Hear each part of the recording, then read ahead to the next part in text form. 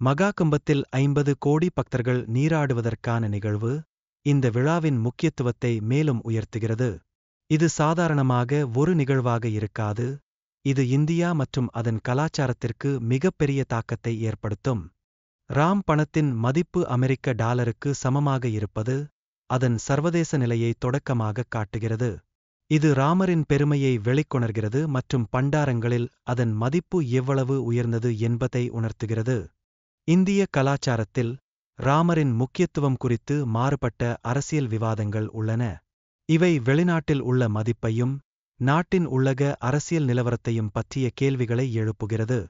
Indonesia சந்நியாசம் கொண்ட நாடாக இருந்த போதிலும் அதன் பணத்தில் கணேஷ் ஜியின் படம் அச்சிடப்பட்டுள்ளது. இதுபோன்ற நடைமுறைகள் கலாச்சார ஒருங்கிணைப்பின் அழகான எடுத்துக்காட்டாக உருவாக விளங்குகிறது.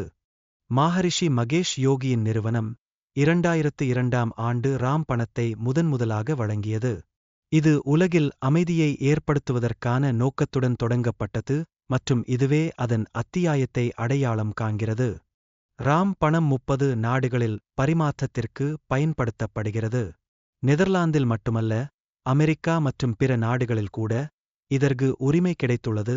இது அதன் போதுமான முக்கியத்துவத்தை காட்டுகிறது. நெதர்லாந்தில் ராம் முத்திரையை 10 யூரோக்களில் பரிமாற்றம் செய்யலாம். இது விகித மதிப்புகளை ஊக்குவிக்கும் நிலையில் இருக்கிறது. மேலும் மகாகும்பத்தின் போது இம்முத்திரைக்கு அதிகம் தேவைப்படுகிறது. இந்தியாவின் மத்திய வங்கி RBI இருவகை நாணயங்களை ஒரே நேரத்தில் பயன்படுத்த முடியாது என்று குறிப்பிட்டுள்ளது. ஆனால் தற்போது புதிய அரசாங்கம் உள்ளதால் இது மாற்றங்கள் ஏற்பட வாய்ப்பு உள்ளது. சமூகத்தின் ஒரு பகுதி ராம் முத்திரைக்கு ஆதரவளிக்கிறது, ஆனால் மற்றொரு பகுதி இதற்கு எதிராக உள்ளது. இதுவே சனாதன தர்மத்தின் மதிப்புகளை பாதிக்கக்கூடிய அபாயங்களை உருவாக்கும் என்பதில் இரசாயனத்தை ஏற்படுத்துகிறது. 1987 மற்றும் 1996ஆம் ஆண்டுகளில் காந்தியின் படம் மீண்டும் நாணயங்களில் அச்சிடப்பட்டது. இது அவரது மகத்துவத்தை மேலும் வலியுறுத்துகிறது. இந்தியாவின் வரலாற்றில் அவர் ஒரு முக்கிய பாத்திரம் என்பதற்கான சாட்சி இது. இந்தியாவின் ரிசர்வ் வங்கி ரவீந்திரநாத் தாகூர் மற்றும் A.P.J. அப்துல் கலாம் போன்ற பெரியவர்களின் படங்களை நாணயங்களில் சேர்க்க விரும்புகிறது. இது அவர்களது வரலாற்றியல் மற்றும் கலாச்சாரத்திற்கான மதிப்பீட்டை தகுதி செய்கிறது.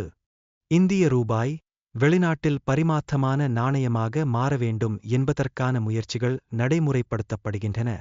இது இந்தியாவின் பொருளாதார வளர்ச்சியை உறுதிப்படுத்தும் விதமாக செயல்படுகிறது.